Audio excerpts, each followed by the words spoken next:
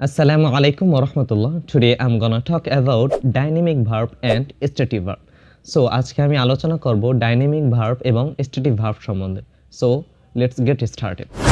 Firstly আমি উদাহরণ দিয়ে শুরু করতেছি. I'm loving them. আমি তাদেরকে ভালোবাসতেছি. এখানে loving, I'm hating them. এখানে loving, hating এগুলো কিন্তু হয় না। কারণ কেন হয় না? Now the question, why is it? কেন হয় না? So এখন আমরা কারণটি জানবো যে কেন হয় না। Because love, know, hate, trust, own এগুলো হলো stative verb.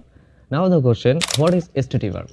Stative verb হলো এমন ভার্ব যে ভার্ব করার ক্ষেত্রে কোনো ফিজিক্যাল কোনো অ্যাক্টিভিটি দরকার হয় না। লাইক আমি আই ট্রাস্ট হিম, আমি তাকে বিশ্বাস করি।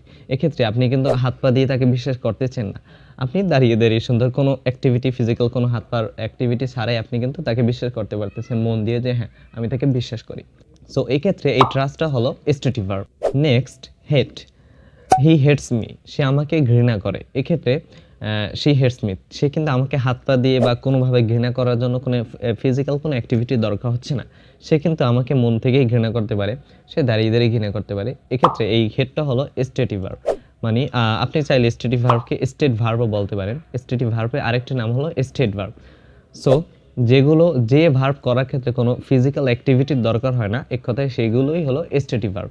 এবং সেই স্টেটিভ ভার্বগুলোর সাথে কখনোই আইএনজি যুক্ত হবে না। লাইক আই এম ট্রাস্টিং হিম, শুনতেই কেমন জানি একটা লাগছে।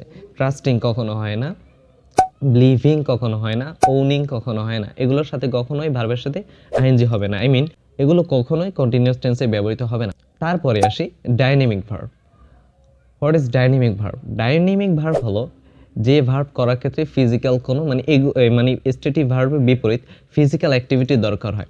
লাইক মেক, কোনো কিছু তৈরি করা। আপনি তৈরি করতে গেলে কিন্তু আপনার হাত পার ব্যবহার হতে পারে, আপনি হাত দিয়েই তৈরি করবেন, অথচ যে কোনো রকম কিন্তু আপনার ফিজিক্যাল অ্যাক্টিভিটির অবশ্যই দরকার আছে কোনো কিছু তৈরি করার ক্ষেত্রে। এজন্য মেক হলো ডাইনামিক ভার্ব। এবং ইট, খাওয়া, আপনি কিন্তু অবশ্যই হাত দিয়ে খাবেন। সো এই হাত দিয়ে যে খাইতেছেন, এই যে আপনার ফিজিক্যাল একটা অঙ্গের যে ব্যবহার হয়েছে, এজন্য ইট হলো ডাইনামিক ভার্ব। এক কথায় যে ভার্ব ফিজিক্যাল অ্যাক্টিভিটি দরকার হয়, যে ভার্ব মানে যে কাজটি করার ক্ষেত্রে, সেই কাজটি হলো ডাইনামিক ভার্ব।